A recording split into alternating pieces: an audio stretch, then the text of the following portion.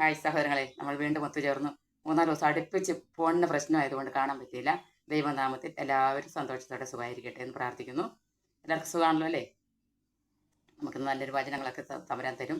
അത് നമുക്കത് വായിക്കാം. സന്തോഷത്തോടെ സമാധാനത്തോടെ ഈ പ്രഭാതം നമുക്ക് ഈ ഇടയ്ക്ക് നല്ലൊരു മഴ കിട്ടി. അപ്പം ചൂടിന് കുറച്ച് കുറവുണ്ട്. അങ്ങനെ ഇന്നത് നമ്മുടെ എല്ലാ ഓരോരോ ദിവസങ്ങളും ഭംഗിയാക്കി തരുന്ന തമ്പുരാനെ സ്തുതിച്ചുകൊണ്ട് ആരാധിച്ചുകൊണ്ട് ഓരോരോ ദിവസത്തെ ജോലികൾ നമുക്ക് ആരംഭിക്കാൻ ദൈവം നമുക്ക് തന്ന കൃപയെ ഓർത്ത് നമുക്ക് ആരാധിക്കാം.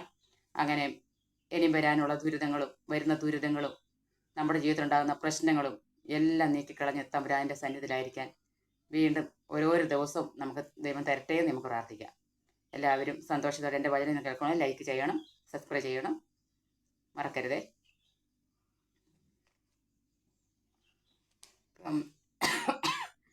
ഇന്ന് നമുക്ക് എന്താന്ന് പറയേണ്ടത്? കർത്താവ് ഇന്ന് ഓരോരോ ആഴ്ചകളും മാസങ്ങളും വർഷങ്ങളും എല്ലാം കടന്നുപോയി നമ്മളെ ഇന്ന് താങ്ങി നിർത്തുന്ന ആ ദൈവത്തിൻ്റെ കരത്തിന് കീഴിൽ നിൽക്കാൻ നമുക്ക് ഇടത്താതെ തരാൻ നമുക്ക് നന്നായി പ്രാർത്ഥിക്കാം. രോഗങ്ങളും ദുരിതങ്ങളൊക്കെ വരുമ്പോൾ അത് കർത്താവിൻ്റെ പ്രതിയാണെന്നോർത്ത് സമാധാനിക്കണം. അല്ലാതെ അവിടെ ഇവിടെ ഓടിപ്പോയി എന്തുകൊണ്ട് അങ്ങനെ സംഭവിച്ചു, എന്തുകൊണ്ട് ഇങ്ങനെ സംഭവിച്ചു എന്നോർത്ത് ആരും വ്യാകുലപ്പെടാതിരിക്കാൻ ശ്രദ്ധിക്കണം. കർത്താവിൻ്റെ മക്കൾക്ക് എന്നും പീഡനം ഉണ്ടാകും, പീഡ സഹിക്കേണ്ടി വരും. കർത്താവിൻ്റെ ദിവസങ്ങളാണിതൊക്കെ. ഇന്ന് നമ്മൾ പേടിക്കുമെന്നും വിഷമിക്കുമൊന്നും ചെയ്യേണ്ട. ഇത് അന്തിമകാലത്ത് ക്രിസ്ത്യാനികളായ നമ്മൾക്ക് നല്ല പീഡനങ്ങളും സഹനങ്ങളും ഒക്കെ സഹിക്കേണ്ടി വരുമ്പോൾ അത് കർത്താവില്ലെന്നുള്ള വിഷമങ്ങളോ വേദനകളോ ഒന്നും ഉണ്ടാക്കാൻ പാടില്ല. എല്ലാവരും തമ്പുരാനെ കൂടുതൽ ഒട്ടി നിന്നുകൊണ്ട് കർത്താവിനെ സ്തുതിക്കാൻ നമുക്ക് ഇടയരട്ടെ എന്ന് പ്രാർത്ഥിക്കാം. അപ്പോൾ ആ ഓരോ ദിവസങ്ങൾക്ക് വേണ്ടി നമുക്കിന്ന് ദൈവസന്നിധിയിൽ സാഷ്ടാംഗം നമിച്ചുകൊണ്ട് പ്രാർത്ഥിക്കാം. നമുക്കിതൊരു വചനം വായിക്കാം. മത്തായി സുവിശേഷം 24:15 മുതൽ 28 വരെയുള്ള തിരുവചനം. മത്തായി സുവിശേഷം 24:15-28. കുറച്ച് കൂടുതലുണ്ട് വായിക്കാം കേട്ടോണേ. ദാനിയേൽ പ്രവാചകൻ പ്രവചിച്ച വിനാശത്തിന്റെ അശുദ്ധ ലക്ഷണം വിശുദ്ധ സ്ഥലത്ത് നിൽക്കുന്നത് കാണുമ്പോൾ വായിക്കുന്നവൻ ഗ്രഹിക്കട്ടെ. യൂദായിലുള്ളവർ പർവ്വതങ്ങളിലേക്കും പലായനം ചെയ്യട്ടെ. പുരമുകളിരിക്കുന്നവൻ വീട്ടിൽ നിന്നും എന്തെങ്കിലും എടുക്കുവാൻ താഴേക്ക് ഇറങ്ങാതിരിക്കട്ടെ. വയലിലിരിക്കുന്നവൻ മേലങ്കി എടുക്കാൻ പിന്തിരിയുന്നത് ആ ദിവസങ്ങളിൽ പിന്തിരിയരുത്. ആ ദിവസങ്ങളിൽ ഗർഭിണികൾക്കും മുലയൂട്ടുന്നവർക്കും ദുരിതം. നിങ്ങളുടെ പലായനം ശീതകാലത്തോ സാപത്തിലോ ആകാതിരിക്കാൻ പ്രാർത്ഥിക്കുവിൻ. ശീതകാലം എന്ന് ഉദ്ദേശിക്കുന്ന മഴക്കാലമായിരിക്കും അല്ലേ? മഴക്കാലത്ത് തന്നെ. അപ്പോൾ അപകടങ്ങളൊക്കെ ഒത്തിരി കൂടുതൽ വരുന്നത് മഴക്കാലത്തല്ലേ? അത് കർത്താവ് മുൻകൂട്ടി കണ്ട് പറഞ്ഞിരിക്കുന്നതാണ്. ശ്രദ്ധിച്ചു നോക്കണം. ഇങ്ങനത്തെ വചനമൊക്കെ വായിക്കുമ്പോൾ നമ്മൾ നല്ല ശ്രദ്ധയിൽ അത് ശരിക്കും മനസ്സിലാക്കി എന്താണെന്ന് മനസ്സിലാക്കണം. അതനുസരിച്ച് മുന്നോട്ട് പോകാൻ കുറേയേറെ നമ്മൾ ശ്രമിക്കണം. തുടരാൻ പ്രാർത്ഥിക്കുവിൻ. എന്തെന്നാൽ ലോകാരംഭം മുതൽ ഇന്നേ വരെ ഉണ്ടായിട്ടില്ലാത്ത ഇനി ഉണ്ടാകാനിടയില്ലാത്ത ഉഗ്രപീഡനം അന്നുണ്ടാകും. മനസ്സിലായല്ലോ? ആ കാലഘട്ടത്തിലാണ് നമ്മളിന്ന് കടന്നു പോകുന്നത്. അന്നുണ്ടാകും. ആ ദിവസങ്ങൾ പരിമിതപ്പെടുത്തിയില്ലായിരുന്നുവെങ്കിൽ ഒരുവനും രക്ഷപ്പെടുകയില്ലായിരുന്നു. എന്നാൽ തിരഞ്ഞെടുക്കപ്പെട്ടവരെ പ്രതി ആ ദിവസങ്ങൾ പരിമിതപ്പെടുത്തും. ആരാണ് തിരഞ്ഞെടുക്കപ്പെട്ടവർ? കർത്താവിൻ്റെ വിശുദ്ധരാണ്. അവരെയാണ് തിരഞ്ഞെടുക്കപ്പെട്ടവരെന്ന് പറയുന്നത്. എല്ലാവരും കർത്താവ് തിരഞ്ഞെടുത്തിട്ടില്ലല്ലോ.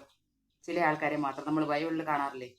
പ്രവാചകന്മാരും അപ്പോസ്തലന്മാരും ഇപ്പോഴത്തെ കാലഘട്ടത്തിൽ വിശുദ്ധര്, പിന്നെ കർത്താവിന് വേണ്ടി വേല ചെയ്യുന്നവർ, കർത്താവിനെ പ്രതി മാത്രം ജീവിക്കുന്നവർ, കർത്താവിൻ്റെ നാമത്തെ മാത്രം വണങ്ങി മറ്റൊന്നിനും ആശ്രയിക്കാതെ ജീവിക്കുന്നവർ, അവരൊക്കെയാണ് കർത്താവിനെ പ്രതി തിരഞ്ഞെടുക്കപ്പെട്ടവർ.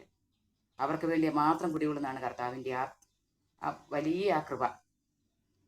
അത് അവരെ പ്രതിയാണ് മറ്റുള്ളവരും സംരക്ഷിക്കപ്പെടുന്നത്. അവരെ പ്രതിയാണ് കർത്താവ് ഇത്രയേറെ ക്ഷമിച്ച് ഈ ഭൂമിയുടെ ഈ ലോകത്തിൽ ഈ പീഡനങ്ങളും ഈ അഹന്തത നിറഞ്ഞ ഈ ലോകത്തിലെ മനുഷ്യരുടെ ഈ പ്രശ്നങ്ങളെല്ലാം അവരെ പ്രതി കർത്താവ് ക്ഷമിച്ച് സഹിച്ച് ഒന്നൊരാപത്തും വെറുതെ താങ്ങി നിർത്തുന്ന, അല്ലെങ്കിൽ പണ്ടേ തീർത്ത് കളഞ്ഞേനെ. തിരഞ്ഞെടുക്കപ്പെട്ടവരെ പ്രതി ആ ദിവസങ്ങൾ പരിമിതപ്പെടുത്തും. ഇതാ ക്രിസ്തു ഇവിടെ അല്ലെങ്കിൽ അവിടെ എന്ന് ആരെങ്കിലും പറഞ്ഞാൽ നിങ്ങൾ വിശ്വസിക്കരുത്. കാരണം കള്ള ക്രിസ്തുമാരും വ്യാജ പ്രവാചകന്മാരും പ്രത്യക്ഷപ്പെടുകയും സാധ്യമെങ്കിൽ തിരഞ്ഞെടുക്കപ്പെട്ടവരെ പോലും വഴിതെറ്റിക്കുക തക്കവിധം വലിയ അടയാളങ്ങളും അത്ഭുതങ്ങളും കാണിക്കും. അപ്പോൾ ഞാനൊന്ന് പറഞ്ഞോട്ടെ, ഇപ്പോഴത്തെ ഈ കാലഘട്ടത്തിൽ ഒന്ന് ഓർത്ത് നോക്കിയേ, എവിടൊക്കെയാണ് പ്രവചനവും പിന്നെ ധ്യാനങ്ങളും ധ്യാന ഗുരുക്കന്മാരും പ്രവാചകന്മാരും പ്രസംഗങ്ങളും അത്ഭുതങ്ങളും അടയാളങ്ങളും എന്തൊക്കെയാ സംഭവിക്കുന്നെന്ന് നമുക്ക് എല്ലാവർക്കും അറിയാവുന്നൊരു കാര്യങ്ങളല്ലേ. ഇത് കർത്താവ് മുൻകൂട്ടിയേ പറഞ്ഞിരുന്നു.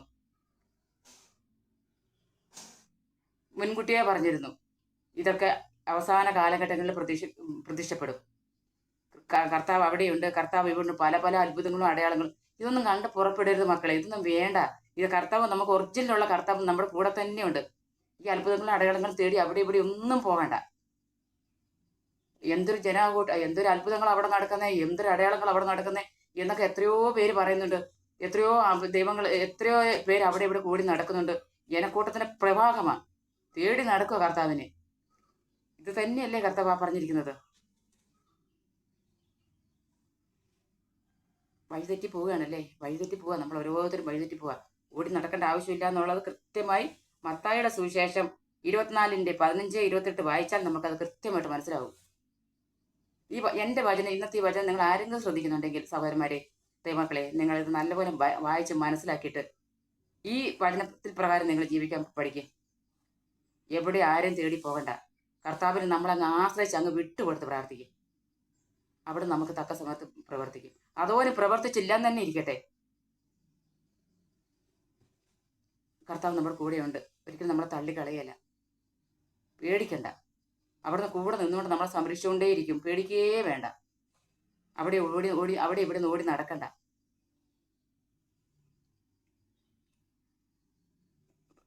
പ്രതീക്ഷപ്പെടുകയും സാധ്യമെങ്കിൽ തിരഞ്ഞെടുക്കപ്പെട്ടവരെ പോലും, അതായത് കർത്താവിന്റെ തിരഞ്ഞെടുക്കപ്പെട്ടവരെ പോലും വഴിതെറ്റിക്കുന്ന ആ ഒരു സംവിധാനങ്ങളാണ് ഈ സാത്താൻ കൊണ്ടുവരുന്നത്.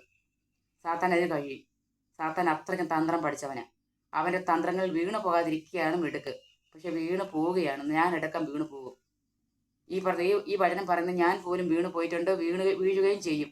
കാരണം അവന്റെ തന്ത്രം അത്രയ്ക്കും ഒരു തെളിവുകൾ അവിശേഷിക്കാതെയാണ്, അവൻ ബാക്കി വെക്കാതെയാണ് നമ്മളൊക്കെ ഇങ്ങനെ പൂച്ചി പിടിച്ച് വിലങ്ങിടുന്നത്. പിന്നീട് അബദ്ധം പറ്റിപ്പോയല്ലോ എന്ന് നമുക്ക് മനസ്സിലാകുന്നത്. അപ്പോഴത്തേക്കെല്ലാം കൈവിട്ട് പോയിരിക്കും. നമ്മൾ അങ്ങനെ ചെയ്യരുത്. നമുക്ക് അങ്ങനെ ഇനിയെങ്കിലും വചനം മുറുകെ പിടിച്ച് എവിടെയെങ്കിലും തെറ്റുന്നത് കണ്ടാൽ നമ്മൾ എപ്പോഴും വചനം എടുത്തുകൊണ്ട് വായിച്ചു കൊള്ളണം. എന്നിട്ട് കർത്താവ് നമുക്ക് വഴി തെളിച്ചു തരും. നമുക്ക് ഇവിടെ വേണ്ടത് കർത്താവ് എപ്പോഴും കൂടെ നമുക്ക് വഴി തെളിച്ചു തരുന്ന ഒരു അവസ്ഥയല്ല. നമ്മൾ അറിവിലും ജ്ഞാനത്തിലും നമ്മളത് കണ്ടുപിടിക്കുക. നമ്മൾ സ്വയമേ കണ്ടുപിടിക്കുക. നമ്മുടെ ബുദ്ധി ഉപയോഗിച്ച് നമ്മളത് കണ്ടുപിടിച്ച് നമ്മളതനുസരിച്ച് നീങ്ങാൻ പഠിക്കണം. എപ്പോഴും കർത്താവ് താങ്ങിക്കോളൂ എന്ന് പറഞ്ഞ് നമ്മൾ കൊച്ചുപിള്ളേരെ പോലെ ഇങ്ങനെ കൈയും വിട്ടിരിക്കരുത്. നമ്മുടെ ബുദ്ധി ഉപയോഗിച്ച് നമ്മൾ പ്രവർത്തിക്കാൻ നമ്മൾ പരിശീലിക്കണം. അവിടെ നമ്മൾ വിജയിക്കുന്നത്. അല്ലാതെ നമുക്ക് വിജയിക്കാൻ പറ്റുകയില്ല. അടയാളങ്ങളും അത്ഭുതങ്ങളും കാണിക്കുകയും ചെയ്യും. ഇതാ ഞാൻ മുൻകൂട്ടി നിങ്ങളോട് പറഞ്ഞിരിക്കുന്നു. ഇതാ കർത്താവ് മുൻകൂട്ടി നമ്മളോട് പറഞ്ഞിരിക്കുന്നു. ഈ വചനങ്ങളൊക്കെ സത്യമായി നമ്മുടെ കൂടെ ഇരിക്കുമ്പോഴാണ് നമ്മൾ അവിടെ ഇവിടെയൊക്കെ ഓടുന്നത്. പറഞ്ഞിരിക്കുന്നു, അതുകൊണ്ട് അവൻ മരുഭൂമിയിലുണ്ടെന്ന് അവർ പറഞ്ഞാൽ നിങ്ങൾ പുറപ്പെടരുത്. അവൻ മുറിക്കുള്ളിലുണ്ട് എന്ന് പറഞ്ഞാലും നിങ്ങൾ വിശ്വസിക്കരുത്. കിഴക്ക് നിന്നും പടിഞ്ഞാറോട്ടും പായുന്ന മിന്നൽ പിണർ പോലെയായിരിക്കും മനുഷ്യപുത്രന്റെ ആഗമനം. ശവമുള്ളിടത്ത് കഴുകന്മാർ വന്നുകൂടും.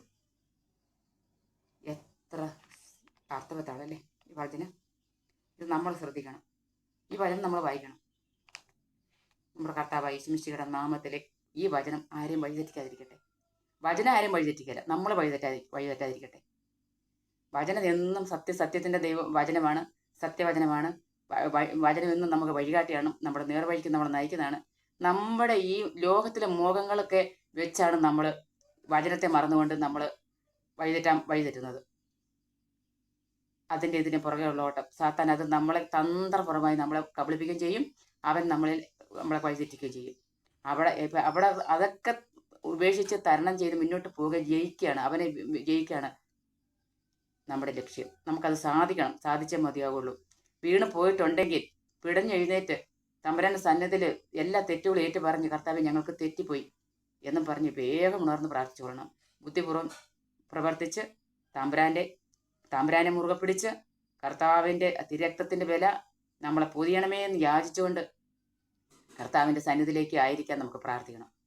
വലിയവനായ ദൈവം നമുക്ക് കൃപയും സമാധാനവും തരും. നമ്മളെ കൂടെ നിൽക്കും.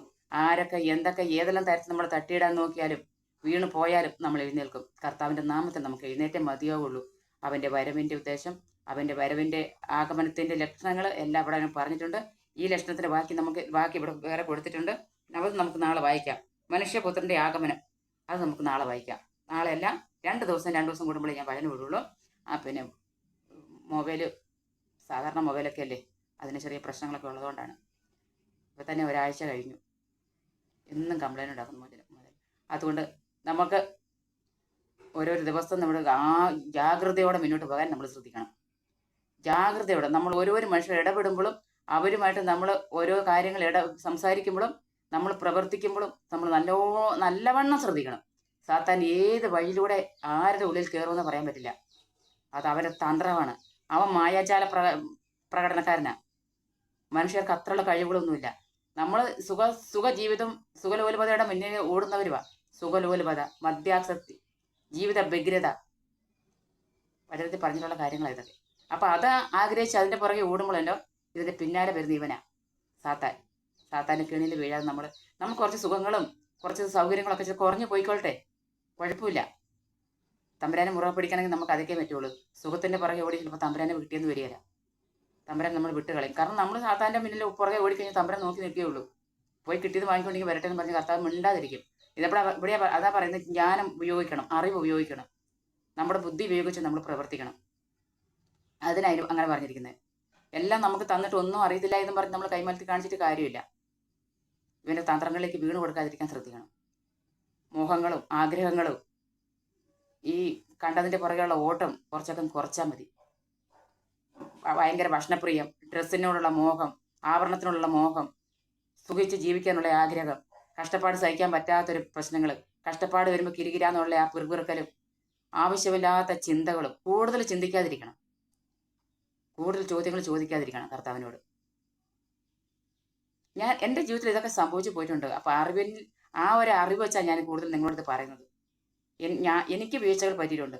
ആ വീഴ്ചകൾ മറ്റുള്ളവർക്ക് വരാതിരിക്കാനാണ് ഞാനിത് കൂടുതൽ എടുത്തു പറയുന്നത്. കഷ്ടതകളൊക്കെ വരുമ്പോൾ ഞാൻ വിചാരിച്ചു ഇതൊക്കെ എന്താ ഇങ്ങനെ, കർത്താവൊന്നും ഇല്ലയെന്ന് ഞാൻ വിചാരിച്ചിട്ടുണ്ട്. കർത്താവിനെ എതിർത്ത് പറഞ്ഞിട്ടുണ്ട്. അതിൻ്റെ ശിക്ഷ ശരിക്കും കിട്ടുകയും ചെയ്തിട്ടുണ്ട്. കർത്താവ് കഷ്ടതയും സഹനവും എല്ലാം സഹിച്ച് മുന്നോട്ട് പോയ ദൈവത്തിന് അനുഗമിക്കാൻ നമുക്കും അതുണ്ടാകുമല്ലോ.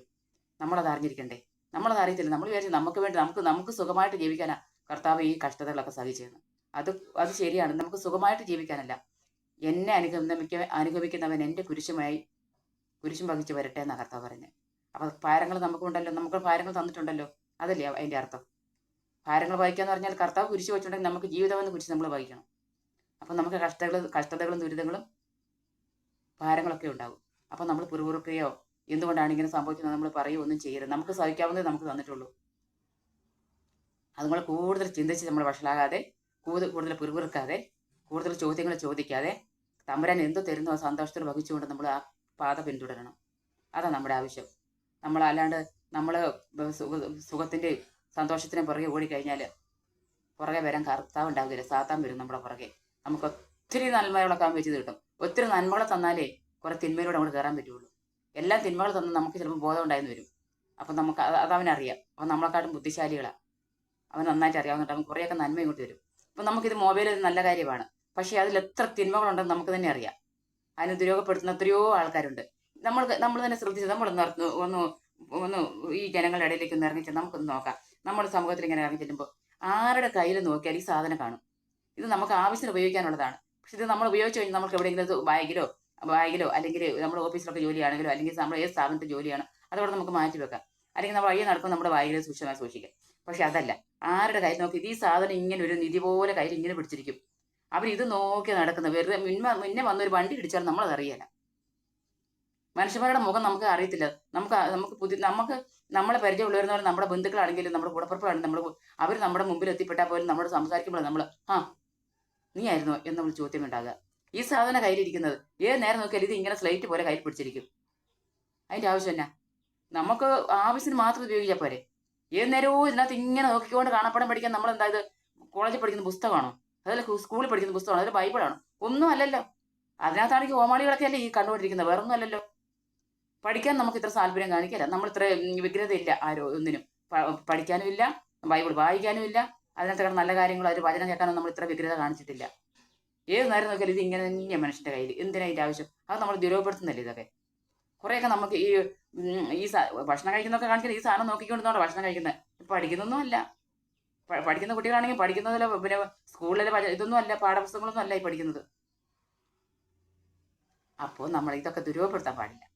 എന്തിനുമുണ്ട് നന്മയും തിന്മയും. അത് നമ്മൾ തിരിച്ചറിഞ്ഞ് വേണ്ടതും വേണ്ടാത്തതും തിരിച്ചറിഞ്ഞ് മുന്നോട്ട് പോകാൻ നമ്മൾ തന്നെ ശ്രമിച്ചാൽ നമുക്ക് കുറേ മാറ്റം വരുത്താൻ പറ്റും. പിന്നെ കരഞ്ഞ് കാല് പിടിച്ചിട്ടൊന്നും കാര്യമില്ല. വേണ്ടത് വേണ്ട സമയത്ത് തക്ക സമയത്ത് വേണ്ടതുപോലെ പ്രവർത്തിച്ചാൽ നമുക്ക് കുറേ മാറ്റങ്ങൾ വരും. നമുക്കത് തിരുത്താൻ പറ്റും, നമ്മുടെ കുട്ടികളെ തിരുത്താൻ പറ്റും. നമ്മളിത് തന്നെ ചെയ്തിട്ട് മറ്റേ കുട്ടികളോട് പറഞ്ഞ കാര്യമൊന്നുമില്ല. നമ്മൾ ആദ്യം തിരുത്തണം, മക്കളെയും തിരുത്തണം. ഏത് നേരം ഈ സാധനം ഇങ്ങനെ കൈപ്പിടിച്ചുകൊണ്ട് നടക്കേണ്ട കാര്യമൊന്നുമില്ല. അതിനകത്ത് അത്ര വലിയ നിധിയൊന്നും അതിനകത്ത് വെച്ചിട്ടുമില്ല. അങ്ങനെയൊക്കെ ഉണ്ടായിരുന്നെങ്കിൽ നമ്മളൊക്കെ നന്നായി പോകുകയില്ലായിരുന്നു അല്ലേ? അപ്പോൾ എന്താ ചെയ്യേണ്ടത്? ഇന്നത്തെ വചനം നിങ്ങൾ മറക്കാതെ ഇതൊന്ന് വായിക്കണം. പിന്നെ സന്ധ്യ സമയത്ത് പ്രാർത്ഥിച്ച് കിടക്കുമ്പോഴൊക്കെ നമ്മളെ തന്നെ ഒന്ന് പൊതുവെ ശോധന ചെയ്യണം.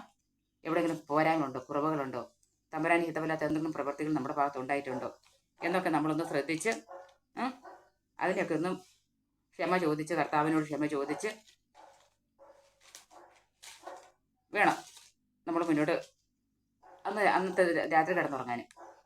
അപ്പം നമ്മൾ തുണി അലക്കി വെളുപ്പിക്കുന്ന പോലെ തന്നെ നമ്മുടെ മനസ്സിനെയും നമ്മുടെ ഹൃദയങ്ങളെയും നമ്മൾ ശുദ്ധീകരിക്കണം.